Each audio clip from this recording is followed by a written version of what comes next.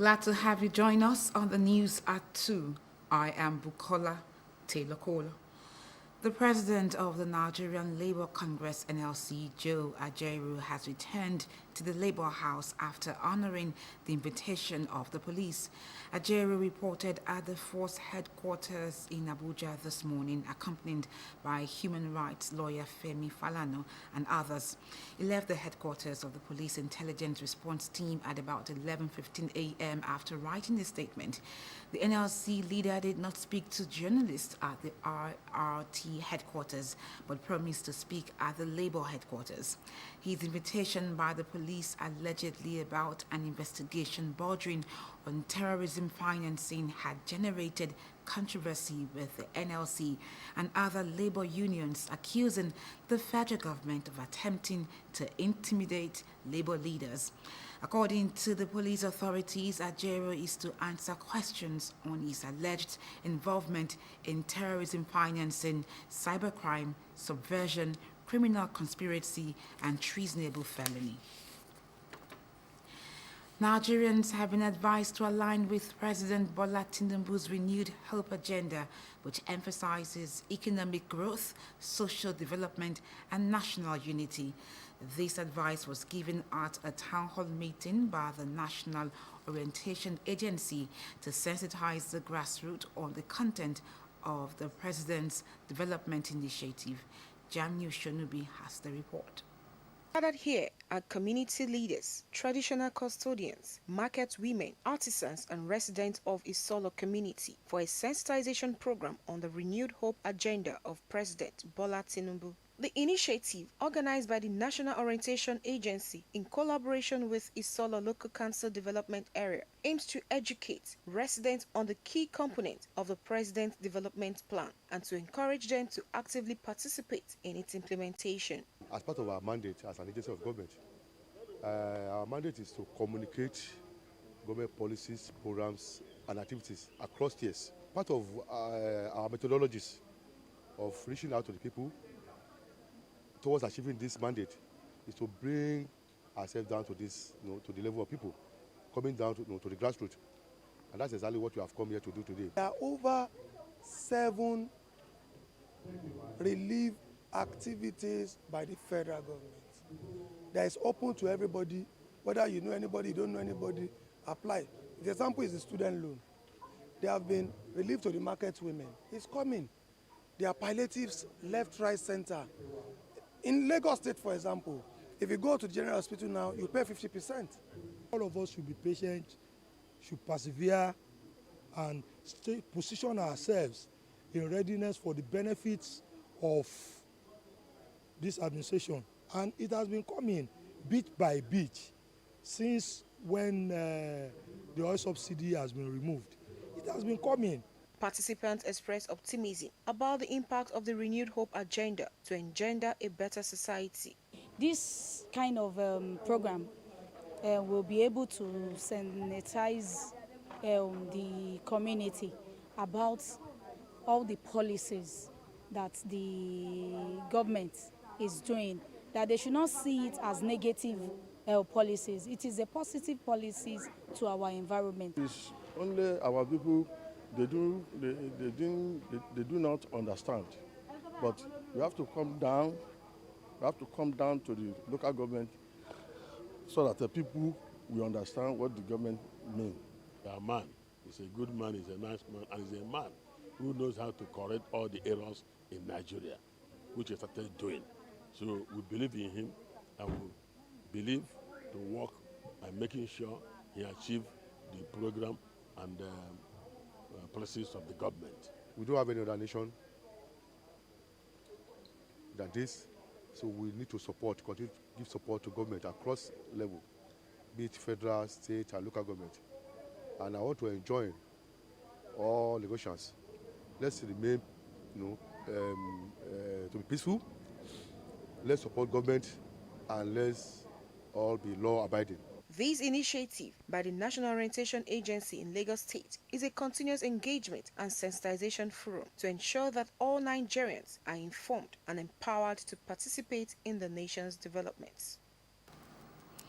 The first set of fellows from Lagos Leadership Academy, the Lateef Jakonde Leadership Academy, have graduated after a one-year-long fellowship with Governor Babajide Sanwo-Olu, calling on them to constantly exhibit their dedication and hard work as the world is their oyster. Correspondent Adetola Kayode reports that the event also featured the introduction of the next set of fellows. Her report. Exactly 1 year ago, these 29 young men and women walked into Governor Babajide Sanwo-Olu's dream of having a leadership academy that will help groom and nurture the next set of world's dynamic leaders. But that's not before scaling the different stages of application, including the initial sorting of 3,000 applications. These pioneer fellows, christened Class of Pace Setters, have been empowered to take up new responsibilities that will make them impact their careers and communities. For those of you who had work experience by your career, today you have been identified by your cohort. From now on, you will have to be identified by your impact. Anything less than that, and you would have failed, Mr. Governor, you would have failed the good people of Lagos State. The experience that the fellows have gathered over the 1 year tenure of the course should not be wasted, should not be allowed to be wasted.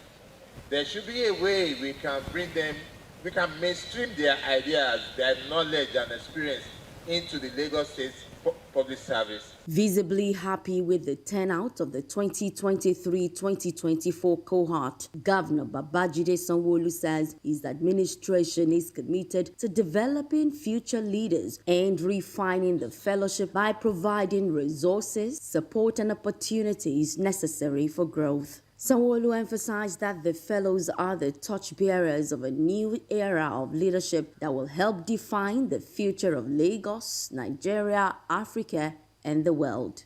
Together, we, a combination of public and private sector stakeholders, have formed the wise and the supportive village that has helped us raise these inspiring fellows of the pioneering cohort.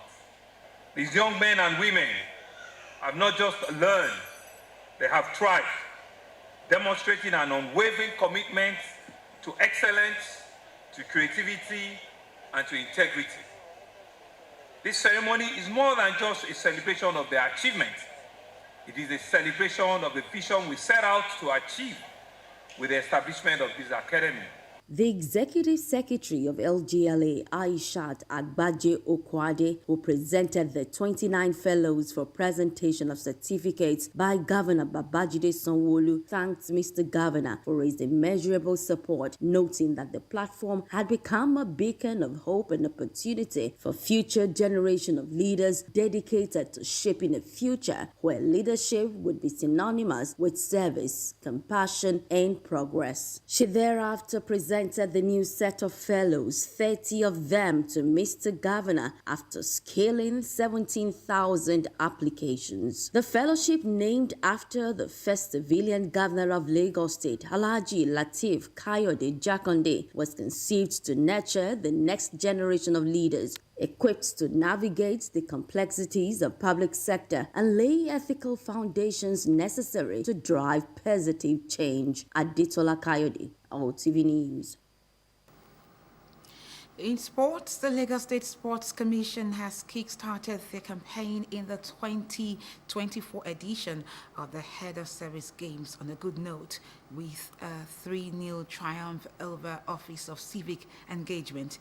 Lagos State Head of Service, Bode Agoro, who was at the kick-off ceremony, said the games are aimed at promoting the culture of physical fitness and mental wellness amongst public servants in the state. We have details in this report. The Lagos State government has kicked off the 2024 edition of the Head of Service HOS Games. The event was kicked off by the HOS Bode Agro at the Lagos State University College of Medicine Sport Area. Agro said the primary objective of the HOS Games was to foster the spirit of sportsmanship and camaraderie, as well as promoting the culture of physical fitness and mental wellness among public servants in the state, while stressing that the state government prioritized the welfare of staffs Agro said work for fitness and draft has been introduced to the game. He said the physical and mental well-being of every civil servant in the state is crucial for improved productivity and service delivery for the benefit of all residents in the state. You know, sportsmanship is very important. It bonds people together. So the HOSO games is not just about the games itself. It's about bringing the staff together, giving them a healthy lifestyle as well, and bonding with each other. The head of service, who noted that talent would also be selected to represent Lagos at the state level, said winners in the male and female category will win trophies and other gift items, stressing that medical teams and security officers are available to ensure safety of the players. He said those who are taking part in the competition have been certified fit medically, and the staff from all ministries, departments, agencies, MDAs who registered were taking part in the competition. On his part, the head of competition's technical committee, Ola Okunu, said the competition will foster the spirit of sportsmanship in the state public service.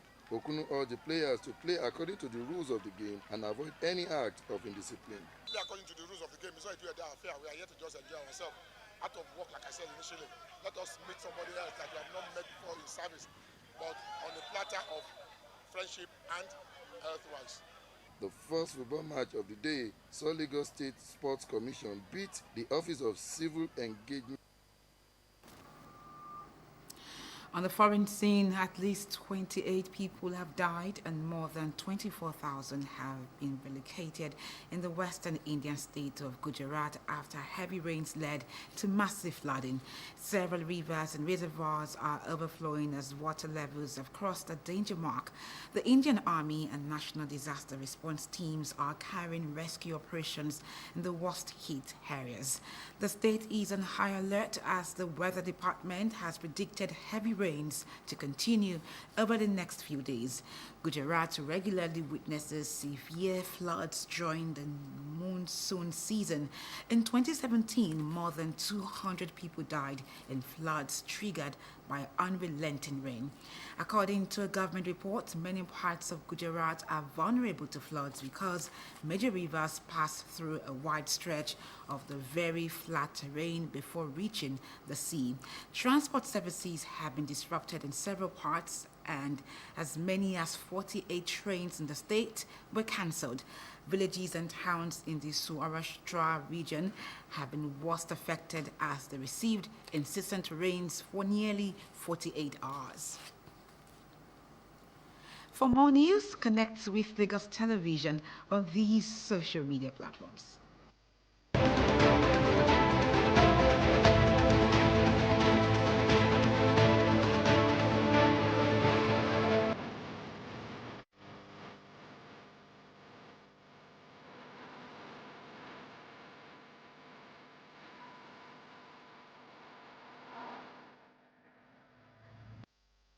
Many thanks for watching the news at 2. Please remember to call Lagos toll-free lines 767 or 112 in case of emergencies. I am Bukola Taylor Kola.